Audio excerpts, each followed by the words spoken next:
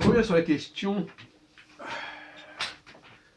de l'économie sociale, de ce qu'on apporte, ce qu'on reçoit.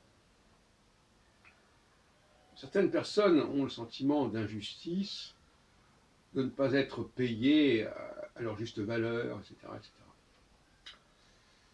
Mais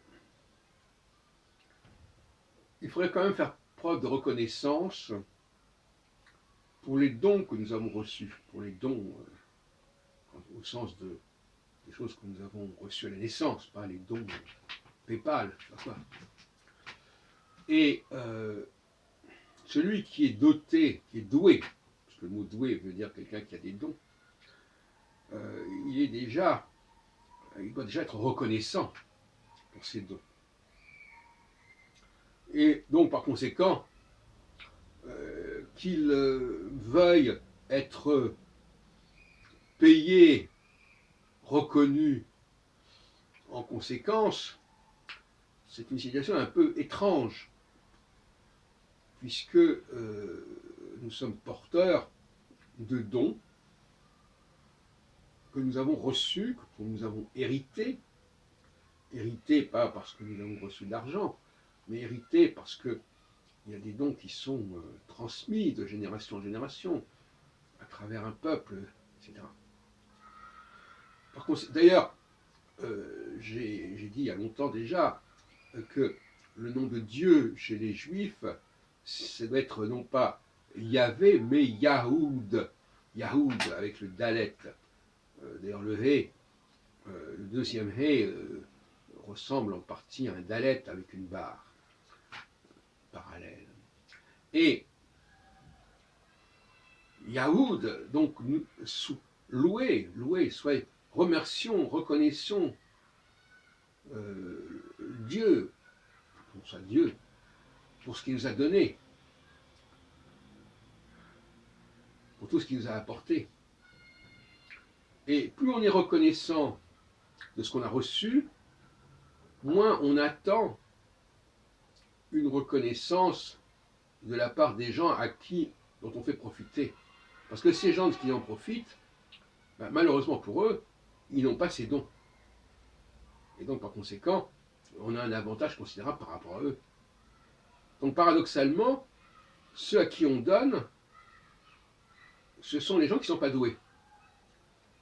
Ceux à qui on donne ici et maintenant, sur cette terre, voilà. Alors que si on est avec ces dons, c'est un autre sujet. Quand on reçoit les dons du ciel, si on peut dire, là, c'est quelque chose qui a tout à fait une autre dimension.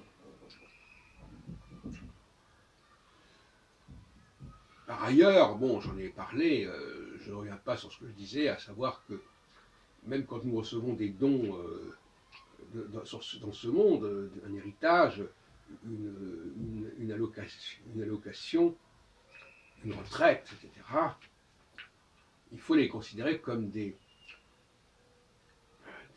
encouragements à apporter aux autres aussi. Chaque fois que nous recevons, c'est une occasion d'apporter aux autres, de donner aux autres. Je donne aux autres parce que j'ai reçu. Que ce soit parce que j'ai reçu des dons, ou parce que j'ai reçu une rente, ou un capital, en toute et telle cause, ça m'oblige à créer un devoir de donner à ceux qui n'ont pas. Et sur ce point, je suivais tout à l'heure une émission avec Jacques Attali, autour de Jacques Attali. On fait appel à des sondages, on dit les gens ne sont pas contents de ceci ou cela. Mais c'est ridicule. Il est évident que dans une société, tout le monde n'a pas le même rapport au monde. Tout le monde n'est pas dans la même situation. Donc demander à un groupe hétérogène ce qu'il pense d'un sujet, c'est une absurdité. Ou alors il faudrait que l'on classe les sondages selon le profil des personnes qui sont sondées. Autrement, ça n'a pas de sens. Pourquoi voudriez-vous que les gens qui ont réussi aient le même point de vue sur l'école que les gens qui n'ont pas réussi? Pour reprendre un exemple très très schématique qui ne m'intéresse pas trop en soi. Je veux dire que le vécu que nous avons parce que nous n'avons pas le même point de départ, parce que nous n'avons pas reçu les mêmes dons, aussi bien du point de vue subconscient par l'hérédité ou la génétique que du point de vue surconscient par l'environnement social, les ressources dont on a pu profiter, les choses qu'on a pu nous donner ou nous faire profiter, nous faire hériter, etc. Bon. Donc il y a une très grande disparité à ce niveau-là, et vous voudriez que tout le monde ait le même avis sur certaines choses. Ça n'a pas de sens. Donc je reviens là-dessus, n'est-ce pas? Nous recevons, et le fait que nous recevions par un biais ou par un autre, nous oblige à nous-mêmes donner à ceux qui n'ont pas, ou à ceux qui ont, quand nous recevons d'en haut, eh bien, il faut que ça ruisselle vers le bas, vers ceux qui n'ont pas eu cette chance.